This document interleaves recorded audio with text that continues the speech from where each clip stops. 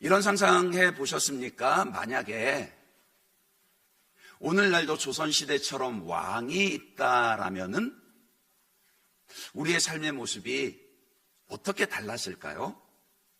그 요즘 인기 있는 드라마가 그 21세기 대군 부인이라는 드라마가 있다 그럽니다. 웃으신 분들은 보신 거고 안 웃으신 분들은 모르시는 거고. 그 배경에 보면은 만약에 지금 이 대한민국에도 조선시대의 왕조가 이어진다라면은 어떻게 됐을까? 이제 그거를 배경으로 드라마가 이루어졌는데, 근데 그런 상상은 이 드라마만 있었던 게 아니죠. 앞에도 그런 비슷한 상상들이 있었는데, 과연 정말 오늘 이 시대에도 왕이 있었다라면은 어땠을까요? 사실 근데 우리가 왕의 통치를 받는다라는 것이요, 생각만큼 그걸 상상하는 게 쉽지는 않습니다. 지금도 전 세계에 왕이 있는 나라들이 대략 한 30개에서 40개 정도 나라가 됩니다. 근데 그 중에서도요, 사우디나 오만처럼 절대 왕정의 나라는 몇 개 되지 않습니다, 사실은요. 우리가 아는 대부분의 그 나머지 나라들은 왕이 있다고 해도 입헌군주제예요. 그 말은 왕은 상징적인 역할만 할 뿐 그 나라의 주권이 어디에 있다라는 것이죠? 국민에게 있다라는 거예요.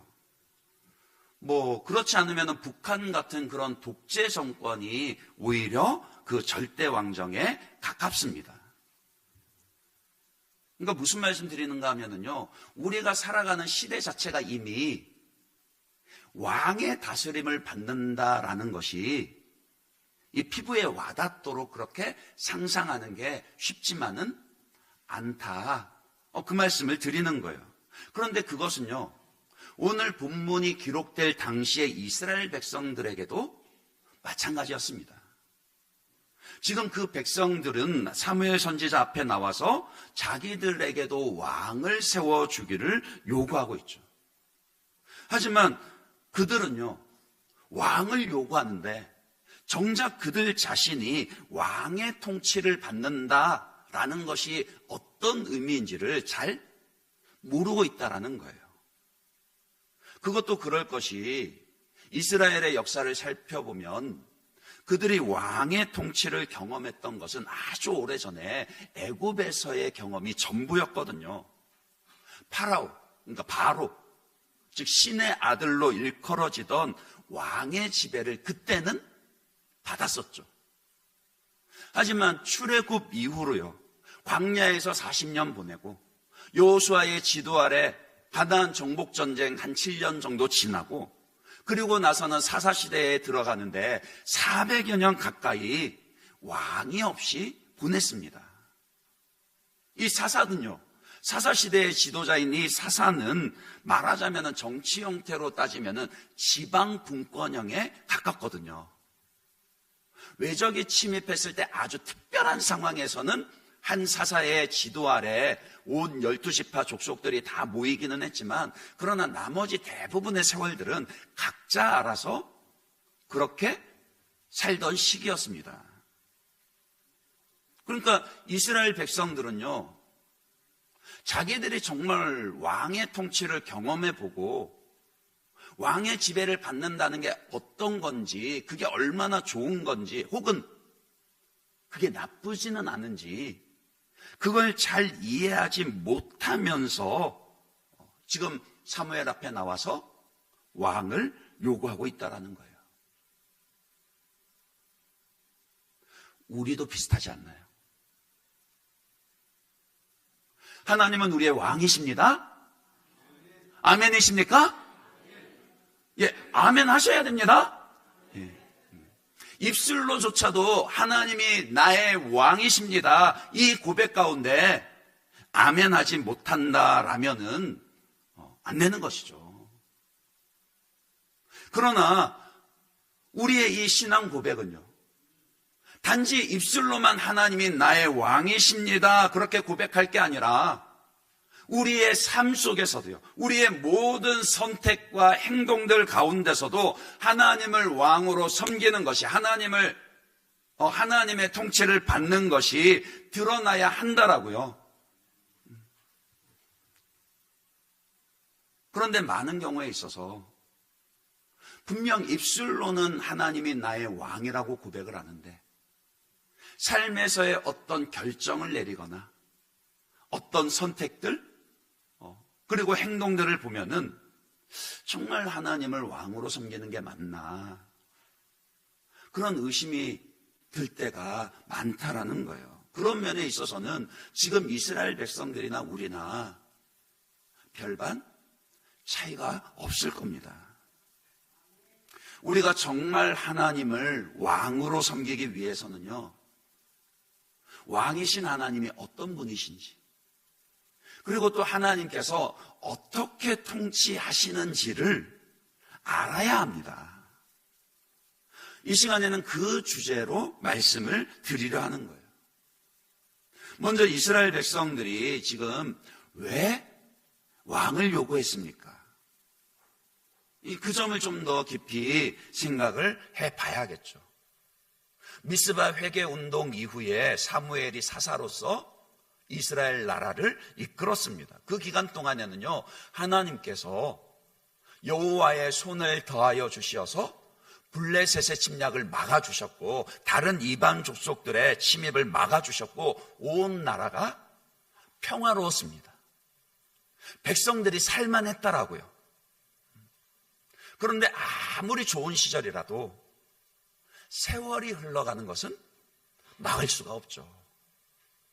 사무엘상 8장 1절에서 3절입니다. 오늘 함께 읽은 본문 바로 앞부분인데 거기에 보시면은 사무엘이 어떻게 됐다고요? 늙음에. 마음 아파요. 사무엘이 늙음에 그의 아들들을 이스라엘 사사로 삼으니 장자의 이름은 요엘이요 자자의 이름은 아비야라. 그들이 브엘세바에서 사사가 되니라. 그의 아들들이 자기 아버지의 행위를 따르지 아니하고 이익을 따라 뇌물을 받고 판결을 굽게 하니라. 사무엘 같은 사람도 늙더라고요. 사무엘처럼 위대한 신앙의 인물도 늙는 것은 어쩔 수 없더라고요. 비록 마음은 서글프다 할지라도 나이 듦을 부인하기보다는 받아들여야 합니다. 성경에서는 우리에게 뭐라고 말씀하고 권면을 합니까? 우리의 겉사람은 날로 후패해져 간다 할지라도 우리의 속사람은 날로 강건하여 지니라. 그러니까 우리가 세월이 갈수록 더 신경 쓰고 주목하여 보아야 할 것은 내 속사람이 날마다 점점 더 강건하여지고 새로워지는가, 그것을 보아야 한다라고요. 그 은혜가 여러분들에게, 특별히 우리 부모님들에게 있으시기를 축복합니다. 제가 중고등부, 특히 이제 중고등부였죠. 중고등부 비롯한 교회 학교를 맡고 있을 때 부모님 상담할 때 가장 많이 했던 말 중에 하나가 이거였습니다. 뭐냐면은요, 자녀들이 부모님이 생각하시는 것보다 훨씬 빨리 자랍니다. 이 말을 정말 자주 했던 것 같아요. 세상에서 자녀를 제일 잘하는 게 부모님이신데 또 자녀를 제일 모르는 분도 부모예요. 그 말은 무슨 말이냐면요, 내 아이가 잘하거든요. 그러니까 지금 내 아이가, 자녀가 어느 나이대에 어느 시기를 지나고 있는지를 잘 보시고 그 시기에 맞게끔 부모님이 자녀를 대하는 태도가 달라져야 합니다. 내 생각대로, 내 편한 대로, 내 하던 대로만 대하면요, 자녀는 지금 20살, 30살이 되었는데도 자꾸 초등학교, 유치원 어린아이 때만 생각하고, 제가 예전엔 안 그랬는데 아유, 내 자식이 변했나. 그렇게 된다라고요.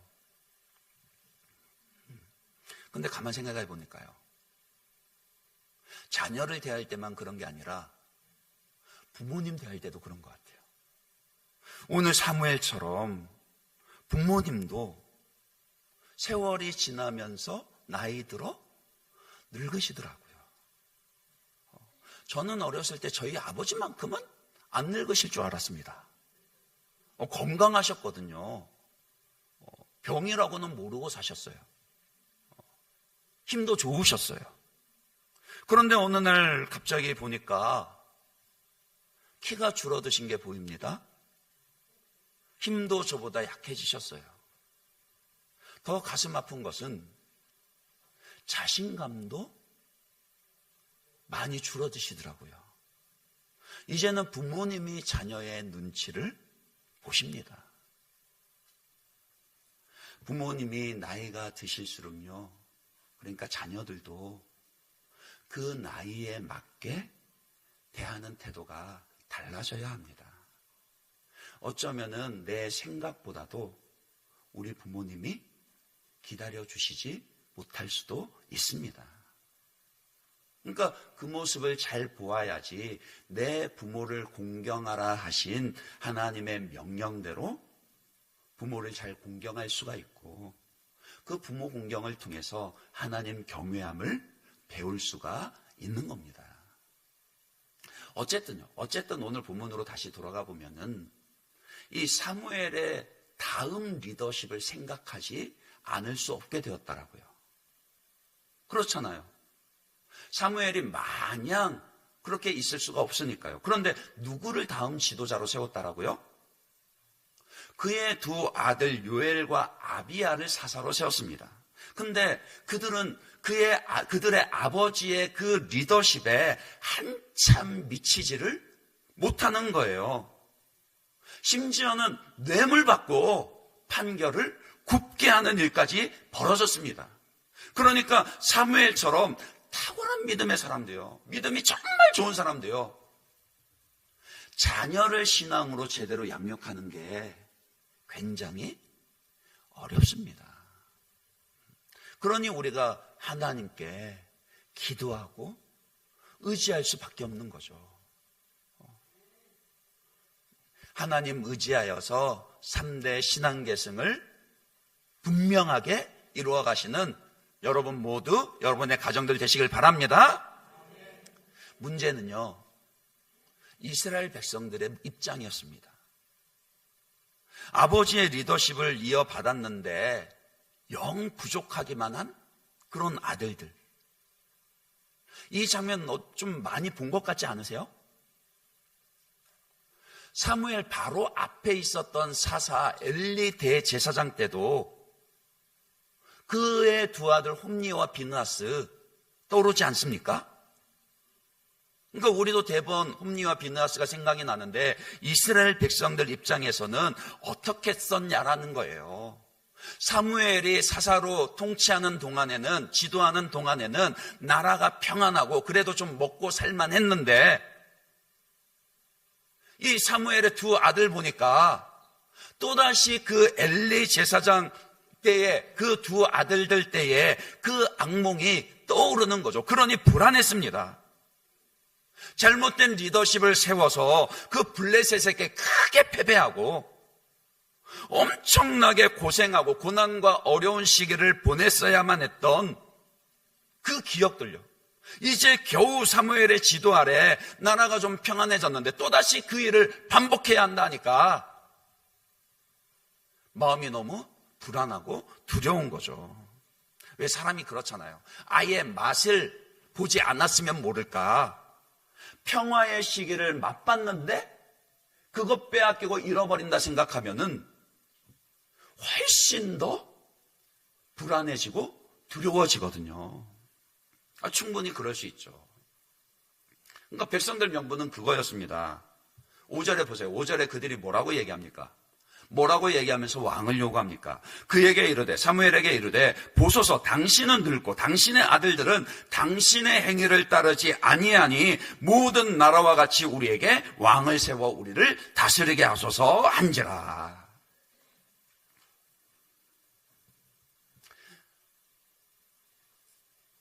그들이 하나님을 정말 자기들의 왕으로 모시고 있었다면요,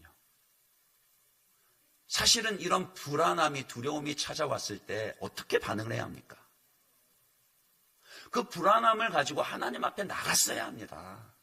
자기를 불안하게 하는 그 상황, 그 문제를 가지고 하나님 앞에 나가서 기도했어야 합니다.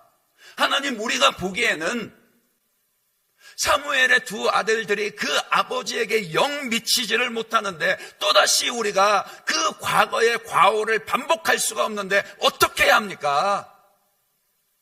우리에게 올바른 지도자를 세워주십시오 라고 기도하는 게 먼저여야 하지 않겠습니까? 그러면서 하나님께 맡겨드렸어야 하는 거죠. 홈리와 비느하스를 심판하신 하나님께서 요엘과 아비야는 심판하지 않으셨을까요? 그런데 그 기다림의 과정들을 하나님의 그 통치하심이 나타나기까지 맡겨드리고 기다려야 하는 시간들을 견딜 수가 없었습니다. 왜요? 불안한 마음이에요. 마음이 불안해지니까 하나님의 그 통치를 기다리기보다는 당장 내가 뭐라도 해야 되고, 내가 빨리 결정해야 되고, 빨리 내가 뭔가 해야 이 불안함을, 두려움을 벗어날 수 있을 것이라. 그래서 왕을 요구한 겁니다. 그런데 불안함이 그들이 가진 이유의 전부는 아니었죠. 분명 겉으로 보면은 왕을 요구하는 이유가 타당해 보입니다. 말씀드렸듯이 사무엘 아들들의 리더십의 수준이 수준 이하였던 건 분명한 사실이니까요. 근데 그들이 그럴듯한 말로 감추고 드러내지 않았던 더 깊은 속마음이요, 더 깊은 은밀한 동기가 이어지는 사무엘과의 대화에서 드러나게 됩니다. 솔직히 사무엘 선지자 입장에서는요, 기분 나빴어요. 그도 인간인데 왜 안 그랬겠습니까? 백성들이 나와서 이제 왕을 세워달라 이러니까요. 사무엘이라고 자기 아들들의 부족함과 죄를 몰랐겠습니까? 하지만 머리로는 그래, 백성들이 그럴만하지라고 이해를 하면서도 감정적으로는 용납이 잘 안 되는 거예요. 왜냐하면 이 백성들의 요구가 평생을, 지금까지 자기가 했던 그 모든 수고와 헌신을 다 부인하는 것처럼 그렇게 받아들여졌거든요. 그러니까 사무엘이 마음이 상하고 기분이 나빴죠. 근데 그래도 사무엘은 사무엘입니다. 사무엘이 그렇게 마음이 상하는 순간에 어떻게 반응을 하죠? 6절입니다. 6절 한번 여러분들 읽어보시겠어요? 6절 말미를 주목하면서 한번 읽어보시기 바랍니다. 같이 읽습니다. 시작. 사무엘이 그것을 기뻐하지 아니하여, 마음이 상하고 기쁘지 않았는데, 기분이 나빴는데 그것 때문에 백성들에게 욱하면서 마주 그래 한번 해보자 이러면서 부딪히는 게 아니라 어떻게 했다고요? 기도했다라고요. 이게 하나님의 통치를 받는 사람의 모습입니다. 하나님을 왕으로 섬기는 사람의 모습입니다. 내 감정이 욱하고 치미는 순간조차도 그 감정대로만 반응하는 게 아니라 먼저 하나님 앞에 나아가서 맡겨드리고 물을 수 있는 모습이요. 그러니까 하나님께서 그를 위로하시고 그의 마음을, 상처받은 마음을 보듬어 주십니다. 사무엘아, 사무엘아, 지금 저 백성들이 너를 거절하는 게 아니다. 사사시대 내내 그랬듯이 지금 저 백성들은 내가 왕된 것을 거부하고 나를 저버리는 것이다 라고 그렇게 말씀하십니다. 이 말은요, 하나님도 기분이 좋으셨다는 뜻이에요? 나빴다는 뜻이에요? 잘 상상이 안 가세요? 나쁘셨다라고요. 하나님도 마음 상하셨다라고요. 하나님이 왕이신데 보이지 아니할지라도 지금까지 그들의 아까 우리가 찬양 고백했던 것처럼 에베네셀의 하나님, 여기까지 그들을 인도하시고 도우시고 다스리신 왕이신 하나님이신데 그 하나님 버리고 다른 왕을 구하니까 하나님도 기분 나쁘셨더라고요. 하나님은 그 백성들의 마음속에 감춰진 동기와 욕심까지도 정확하게 다 보고 계셨습니다. 그러면서 사무엘에게 말씀하시죠. 사무엘아, 그들의 요구를 다 들어주는데 대신 그들에게 엄중하게 경고해라. 그들이 요구하는 이 왕의 통치가 무엇인지, 왕의 다스림을 받는 것이 무엇인지를 나중에 그들이 핑계하지 못하도록 분명히 가르쳐라. 그렇게 명령을 주십니다. 그 내용이 오늘 읽은 바로 뒤에 10절부터 18절까지의 내용입니다. 제가 한번 읽어보겠습니다. 사무엘이 왕을 요구하는 백성에게 여호와의 모든 말씀을 말하여 이르되 너희를 다스릴 왕의 제도는 이러하니라. 그가 너희 아들들을 데려다가 그의 병거와 말을 어거하게 하리니 그들이 그 병거 앞에서 달릴 것이며 그가 또 너희의 아들들을 1000부장과 50부장을 삼을 것이며 자기 밭을 갈게 하고 자기 추수를 하게 할 것이며 자기 무기와 병거의 장비도 만들게 할 것이며 그가 또 너희의 딸들을 데려다가 향료 만드는 자와 요리하는 자와 떡 굽는 자로 삼을 것이며 그가 또 너희의 밭과 포도원과 감람원에서 제일 좋은 것을 가져다가 자기의 신하들에게 줄 것이며 그가 또 너희의 곡식과 포도원의 소산의 11조를 거두어 자기의 관리와 신하들에게 줄 것이며 그가 또 너희의 노비와 가장 아름다운 소년과 나귀들을 끌어다가 자기 일을 시킬 것이며 너희의 양떼의 10분의 1을 거두어 가리니 너희가 그의 종이 될 것이라. 그러면서 18절에 뭐라고요? 그날에 너희는 너희가 택한 왕으로 말미암아 부르실 때 그날에 여호와께서 너희에게 응답하지 아니하시리라 하니니. 요약하면은 왕이 세워지면 그가 강제로 백성들을 징집하게 될 것이고 그 자녀들을 빼앗아가게 될 것이고 그들의 노동력과 재산을 세금으로 걷어가게 될 것이고요. 무엇보다도 나중에라도 너희가 왕의 폭정으로 인하여서 그제서야 후회하고 하나님 앞에 부르짖어도 그 기도 하나님이 들으신다고요? 안 들으신다고요? 안 들으신다고요. 아니, 하나님이 기도 안 들으시겠다 하시는 이 말씀보다 엄중한 경고가 어디 있겠습니까? 근데 이런 경고를 듣고도 이스라엘 백성들 어떻게 반응을 하죠? 19절 20절입니다. 19절 20절 보시면은 뭐라 그럽니까? 백성이 사무엘의 말 듣기를 거절하여 이르되 아니로소이다. 아닙니다. 우리도 우리 왕이 있어야 하리니. 20절 같이 읽어볼까요?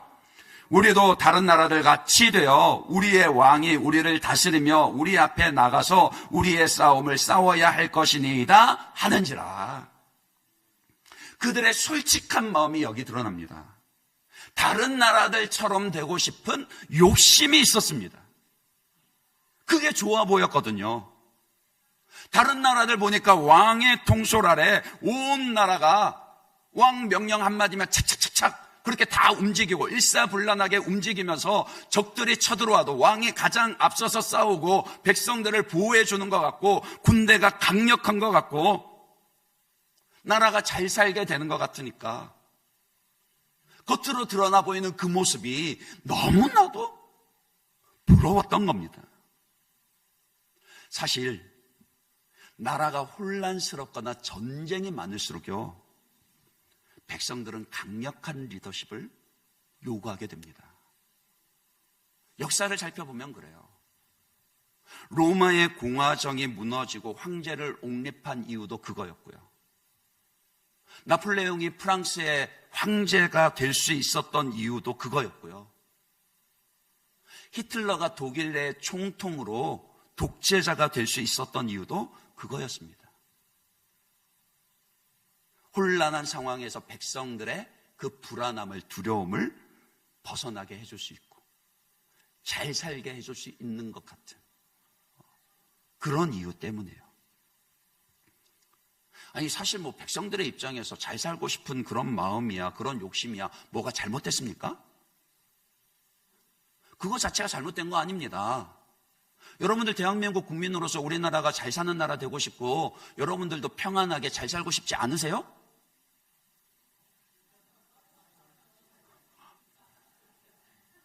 그러니까요. 근데 문제는요, 진정 나라가 평안하고 백성들이 형통하는 것이 어디에 달려있는 겁니까? 강력한 왕의 리더십에 달려있는 겁니까? 그게 아니죠. 아닙니다. 하나님의 통치에 달려있습니다. 하나님을 왕으로 모시고 그분의 말씀에 순종할 때, 그러면 하나님께서 그 땅 가운데 하나님의 나라를 실현하시고 그 백성들을 돌보십니다. 특히 이스라엘 백성들은요, 선택받은 민족, 선택받은 나라로서 그것을 가시적으로 세상에 보여줘야 할 사명이 있는 자들이었다라고요. 그건 오늘 우리도, 저와 여러분도 마찬가지입니다. 아무리 이 시대가 복잡해 보이고 사람들이 두려워하고 불안한 그런 삶을 살아간다 할지라도요, 우리가 기쁨으로 하나님의 통치를 받을 때 하나님의 그 통치 안에 진정한 만족과 기쁨과 행복이 있다는 것을 보여줄 수 있는 그런 사람이 되어야 합니다. 우리가 이웃 초청 사랑 잔치를 준비하고 전도에 힘쓰는 것도 그거잖아요. 당신들은 세상의 다른 왕들을 구하지만 아니라 진짜 구원은, 진짜 삶의 기쁨과 행복은 바로 하나님의 다스림을 받는 여기에 있다. 이 확신 가지시길 바랍니다. 이걸 아는 것이 복입니다. 그런데 이스라엘 백성들은요, 자기들의 욕심 때문에 진정한 왕이신 하나님을 저버리고 세상 나라들과 똑같이 눈에 보이는 왕을 구한 거예요. 그게 잘못된 거예요. 결국 하나님의 경고대로요, 나중에 그들의 역사를 보면은 그들의 기대처럼 좋은 왕 거의 없습니다. 다윗 비롯해서 몇 명 손에 꼽을 정도지 대부분의 왕들은 폭정과 압제를 일삼고 아니면 어리석은 그런 왕들이 대다수였습니다. 자, 이렇게 보면은요, 오늘 이스라엘 백성들이 사무엘 선지자 앞에 나와서 우리에게도 다른 나라들처럼 왕을 세워달라고 요구할 때 그들의 요구는 들어줘야 됩니까? 말아야 합니까? 안 되죠? 예, 안 되는 거죠. 근데 보세요. 하나님 어떻게 하시죠? 하나님은 그들의 불순한 동기들을 너무나도 잘 알고 계셨습니다. 하나님도 기분 나빠하셨습니다. 그런데 그들의 요구를 들어주셨어요? 안 들어주셨어요? 들어주셨어요.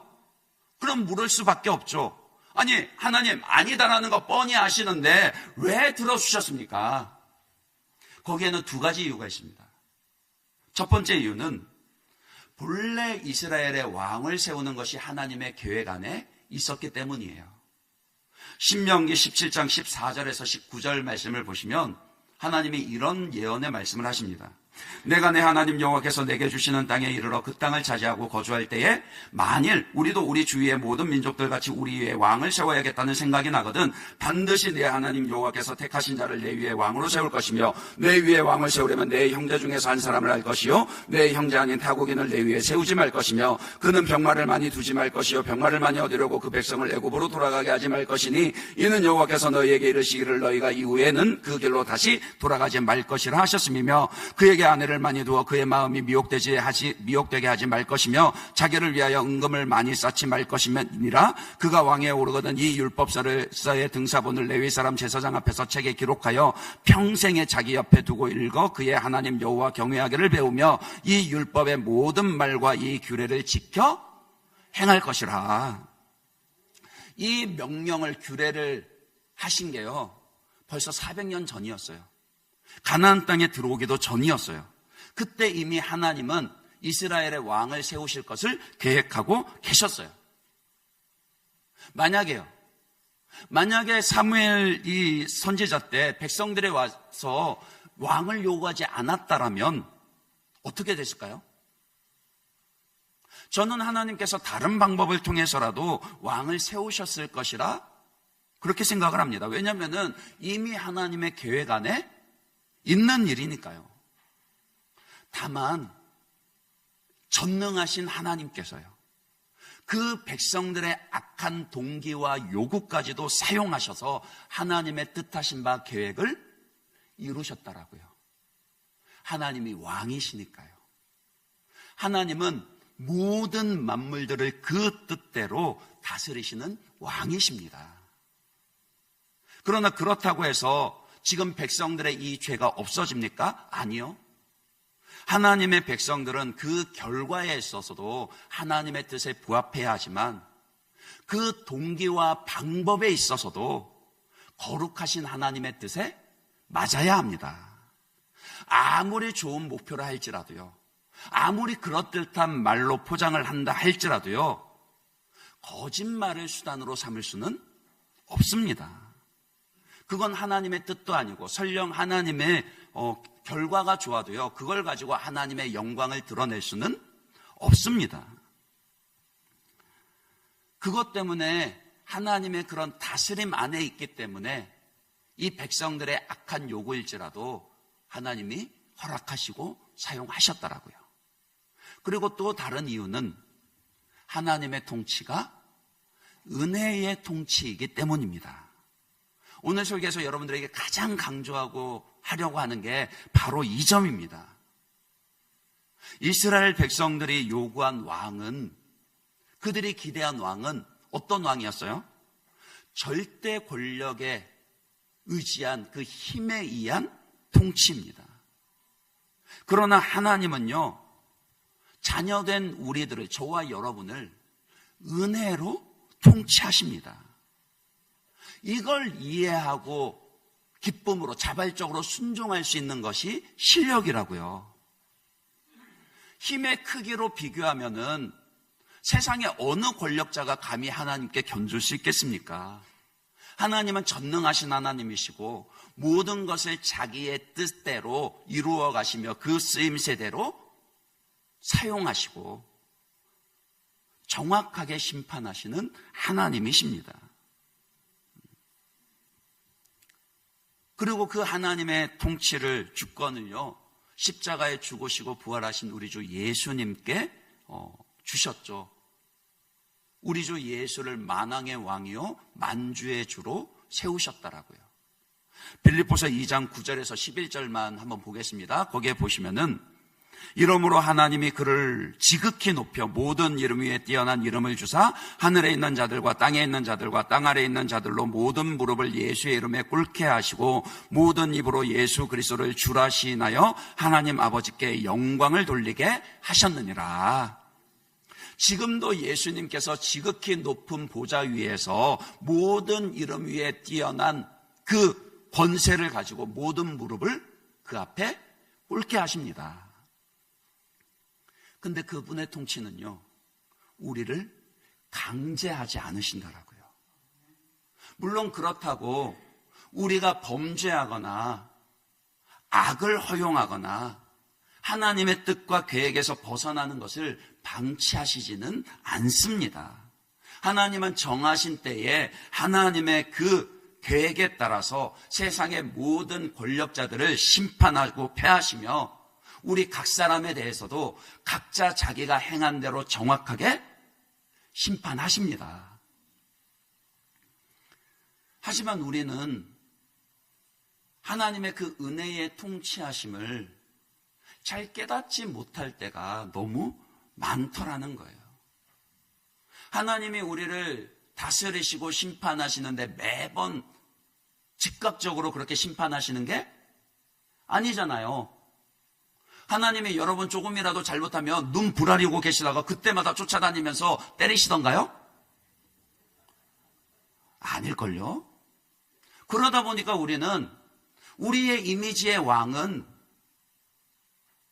힘에 의한 강압하는 그런 왕인데, 하나님 그렇지 않다 보니까 말로는 하나님의 왕되심을 고백하면서도 그 은혜로 통치하심에 온전히 순종하지 못할 때가 많더라고요. 아우, 진짜 하나님 나를 통치하시는 게 맞나? 이런 생각이 들기도 하고, 또 때로는 원치 않는 그런 결과가 주어졌을 때, 아예 하나님 나를 통치하시면 하나님이 나의 왕이시며 왜 그때 나를 막지 않으셨습니까? 나중에 가서 그렇게 하나님을 원망하더라니까요.